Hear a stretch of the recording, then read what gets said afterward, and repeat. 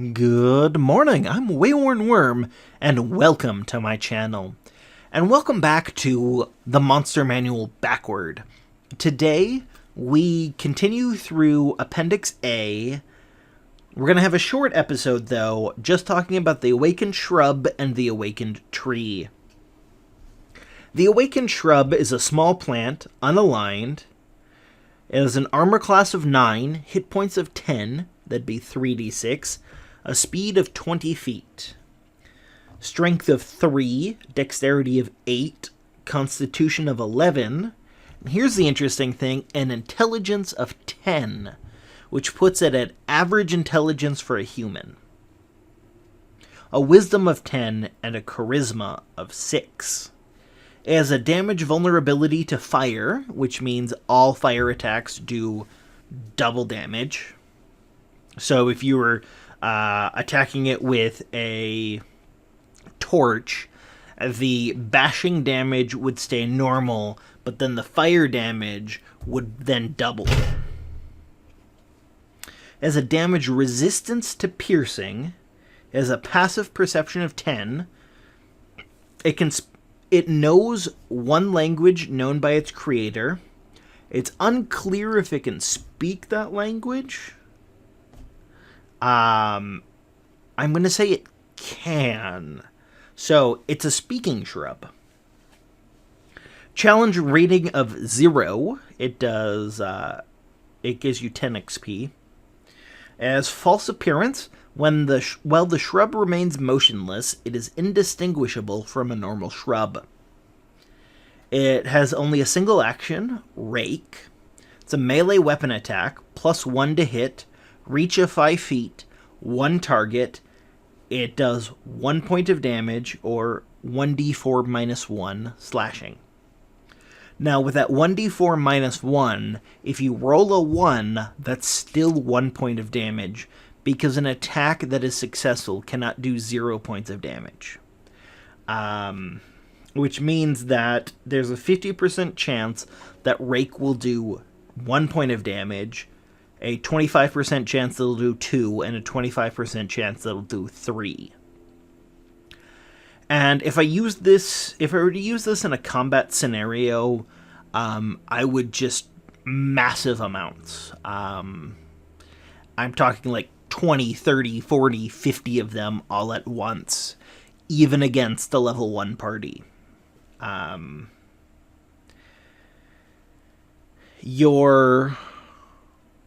Your players are going to be hitting it, let's see, with an armor class of 9, they're going to be hitting about 80% of the time. Depending on how lucky they are with the rolls, it's going to take them probably 1 to 2 rounds to take out a single shrub. And with the +1 to hit that the Rake has, it's gonna hit the wizard like half the time, and it's gonna hit your tanks less than a quarter of the time. And even if it does, it's gonna take, so the wizard is going to last almost 20 hits. And what I mean by that is, the +1, it's hitting half the time, and it's doing 1 damage every other hit. So, that's how I would use it in combat, is just large numbers. Especially as, the party hits level 3. By that point, if you're going to bother with an Awakened Shrub, just have, like, I can imagine them going through a maze, and all of a sudden, the maze collapses into just a sea of shrubs that they're now in the middle of and have to fight their way through. Because, like, even at level 1, the wizard is most likely going to have Burning Hands. It's one of the best area of effect spells that a wizard, a Sorcerer, they can both get it at first level. They're probably going to have it, and that's going to take out... it's like 6. And with it doing double damage, there's almost no way that they're going to go Burning Hands and not have 6 die. So... yeah, but the way I would actually probably use an Awakened Shrub is as a sentry, where it's just sitting there looking like a normal shrub, and it just watches whatever passes along a certain path, and then every so long...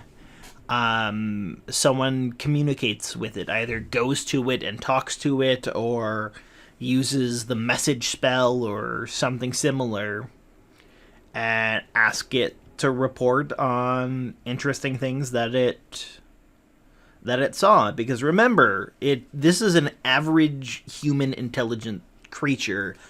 It can remember stuff like this. It can easily follow orders, and it can just sit there being a shrub. And in that case, like, it would be doubtful that my players would ever realize that that's what was happening, unless they figured out who's doing the reporting and followed them somehow.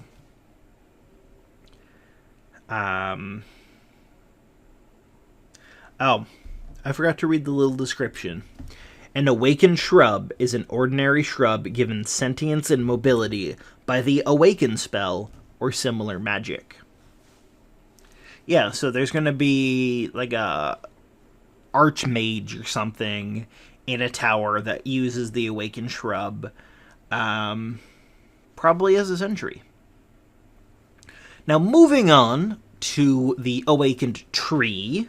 It's a huge plant, no alignment, armor class of 13, has 59 hit points, that would be 7d12 plus 14, a speed of 20 feet, strength of 19, dexterity of 6, constitution of 15, intelligence 10, wisdom 10, charisma 7.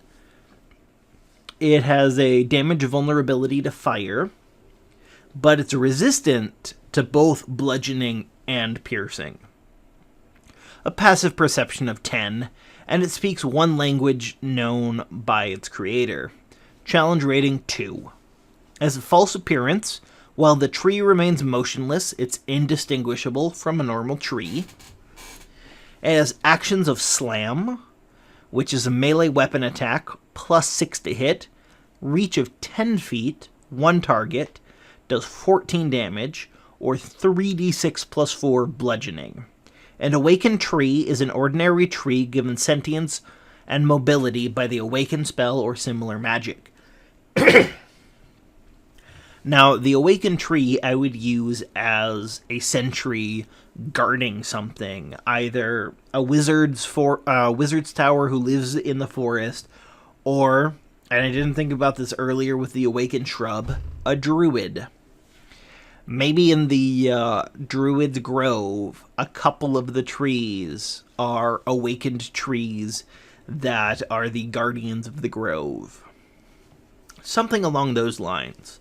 The Awakened Tree, I wouldn't use in the masses that I'd use Awakened Shrubs, because the trees can hit pretty hard. With a plus 6 to hit, they're going to be hitting most of your characters most of the time, and doing 3d6 plus 4, or even if you just do the 14 damage each turn, that's going to hurt your party fast. And then it has a decent amount of hit points. I think an Awakened tree, especially if you have like maybe 4 or 5 of them for Guardians of a Grove, that's gonna hurt even a level like 5 party. I think once you start getting above level 5 and the party just ends up with all these crazy abilities, then that stops being as true. But we'll see. So, that's going to be everything. And make sure to tune in next Wednesday, for the next episode of A Monster Manual Backward, where we're going to look at the non-giant birds. Thank you.